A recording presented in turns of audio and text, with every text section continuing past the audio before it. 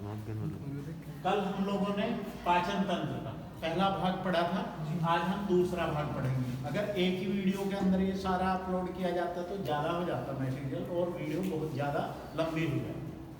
तो कल हम लोगों ने पाचन तंत्र को अमाशय तक डिस्कस कर लिया था, आज हम इससे आगे के पार्टों के बारे में पढ़ेंगे। अमाशय के अंदर भोजन 3 से 4 घंटे के लिए रुकता है। अमाशय के बाद भोजन छोटी आंत के पहले भाग, छोटी आंत को 3 पार्टों में डिवाइड किया जाता है और छोटी आंत के पहले भाग ग्रहणी में पहुंचता है। छोटी आंत को 3 पार्टों में डिवाइड किया जाता है।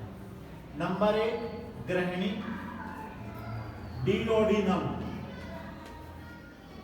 नंबर 2 मध्यांत्र, जेजुनम। नंबर 3 शेषांत्र, इलियम। इन 3 पार्टों में हम छोटी आंत को डिवाइड करते हैं। छोटी आंत जिसकी लंबाई 6.5 मीटर होती है। छोटी आंत बड़ी आंत से बड़ी होती है, क्योंकि बड़ी आंत की लंबाई 1.5 मीटर होती है और छोटी आंत की लंबाई 6.5 मीटर होती है। जब भोजन अमाशय से ग्रहणी में पहुंचता है तो पित्ताशय से पित्तरस और अग्नाशय से अग्नाशिक रस भोजन में मिलाया जाता है। यकृत से एक हरे पीले से रंग का पदार्थ स्रावित होता है जिसको पित्तरस बोलते हैं। पित्तरस का स्रावण यकृत करता है और इसको संग्रहित किया जाता है पित्ताशय के अंदर। जो यकृत होता है वो 2 लोब्स में बटा होता है, 2 पालियों में बटा होता है, दायां और बाएं भाग में। पित्ताशय से पित्तरस और अग्नाशय से अग्नाशिक रस भोजन में ग्रहणी के अंदर मिलाया जाता है। क्योंकि जब भोजन अमाशय से ग्रहणी में पहुंचता है, छोटी आंत में पहुंचता है, तो उसका माध्यम अम्लीय होता है। क्योंकि अम्लीय क्यों होता है? क्योंकि अमाशय के अंदर HCl एंजाइम पाया जाता है और जो कि बहुत ही प्रबल अम्ल है, जिसका pH कितना होता है 1.5 से 2 इसका pH मान होता है और जिसके कारण भोजन की प्रकृति अम्लीय होती है। जब तक भोजन के अंदर पित्तरस ना मिलाया जाए तब तक इस पर कोई भी पाचक एंजाइम्स कार्य नहीं करता है। पित्तरस में कोई भी पाचक एंजाइम्स नहीं पाया जाता है। इसका कार्य सिर्फ ये होता है कि ये अम्लीय माध्यम को अक्षार्य में बदलता है।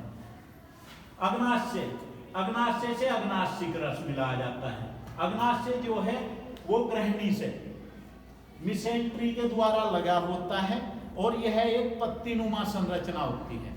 अग्नाशय से अग्नाशिक रस, अग्नाशिक रस के अंदर भी 3 प्रकार के एंजाइम्स पाए जाते हैं। अग्नाशिक रस में पाए जाने वाले enzymes, number 1 insulin. Insulin, insulin enzyme ये मधुमेह रोग की रोकथाम करता है। शुगर जो होती है, डायबिटीज, डायबिटीज भी 2 प्रकार की होती है, डायबिटीज मेलिटस और डायबिटीज इंसिपिडस। तो ये डायबिटीज मेलिटस की रोकथाम करता है। दूसरा ग्लाइकोगॉन,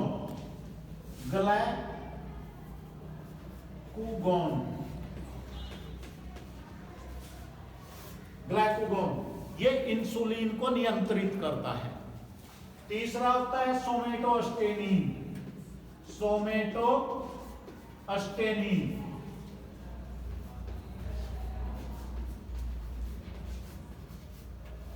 सोमेटोस्टेनिन ये स्वांगीकरण की क्रिया को बढ़ाता है। कुछ लोगों को प्रॉब्लम रहती है कि खाते पीते बहुत हैं पर शरीर में लगता नहीं है, तो जिनके शरीर के अंदर स्वांगीकरण की क्रिया धीमी होती है, ये प्रॉब्लम उन लोगों को रहती है। तो सोमेटोस्टेनिन जो होता है ये स्वांगीकरण की प्रक्रिया को बढ़ाता है। इसके बाद ग्रहणी से भोजन मध्यांत्र में पहुंचता है। मध्यांत्र के अंदर, भोजन के अंदर जो पोषक तत्व मौजूद होते हैं वो पोषक तत्व अब जल के रूप में घुल चुके होते हैं।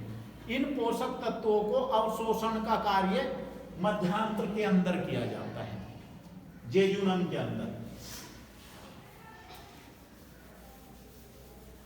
मध्यांतर के अंदर या छोटी आंत के अंदर कुछ उभरी हुई उंगलीनुमा प्रवर्ध पाए जाते हैं, जिन्हें रसांकुर कहा जाता है।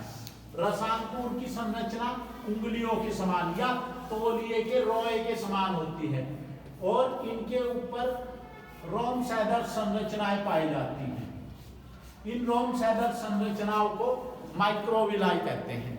माइक्रोविलाई अवशोषण की सतह को बढ़ा देते हैं, 2000 गुना तक ये बढ़ा सकते हैं ताकि पोषक तत्वों को अच्छे से अवशोषित किया जा सके।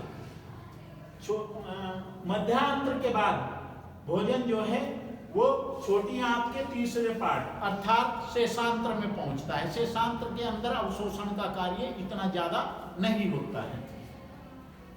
छोटी आंत बड़ी आंत में जिस स्थान पर खुलती है इसको बोलते हैं इलियोसिकल वाल्व। इलियोसिकल वाल्व ये कोलन और सीकम दोनों का संयुक्त मार्ग है, यहां पर ये खुलता है। सीकम और कर्मी रूप परिशेषिका जिसे अपेंडिक्स बोलते हैं, ये दोनों ही अवशेषी अंग हैं।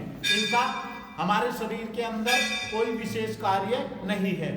कभी कभी क्या होता है, भोजन के जो कण होते हैं, भोजन के कण कर्मी रूप परिशेषिका अंधी आंत बोलते हैं इसको, अंधी नाल के अंदर पहुंच जाते हैं और यहाँ पर जो होते हैं कुछ सहजीवी बैक्टीरिया पाए जाते हैं जो उन फूड पार्टिकल्स पर वर्क करते हैं, जिसके कारण यहाँ पर दर्द रहने लगता है और डॉक्टर इसको ऑपरेशन करके काट के बाहर निकाल देता है, जिसे अपेंडिसाइटिस बोलते हैं।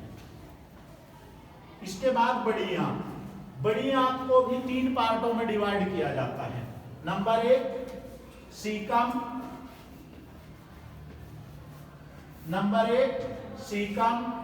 नंबर 2 कोलन और नंबर 3 मलाशय रेक्टम। इन 3 पार्टों में बड़ी आंत को बांटा जाता है। छोटी आंत से भोजन यहां पर पहुंचता है और इसके बाद कोलन में, कोलन से उठता हुआ फिर मलाशय के द्वारा, मलाशय से भोजन को अपचित भोजन को बाहर निष्कासित कर दिया जाता है। इसी को बहिःक्षेपण बोलते हैं। बड़ी आंत के अंदर कोई विशेष कार्य नहीं होता है।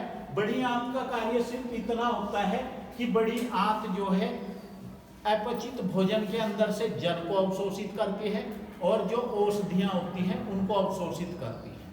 बड़ी आंत में इन्फेक्शन हो जाने की वजह से जैसे पेचिस हो जाते हैं, लूज मोशन हो जाते हैं, तो उसके रूप में जल की ज्यादा क्षति होती है और डिहाइड्रेशन हो सकता है।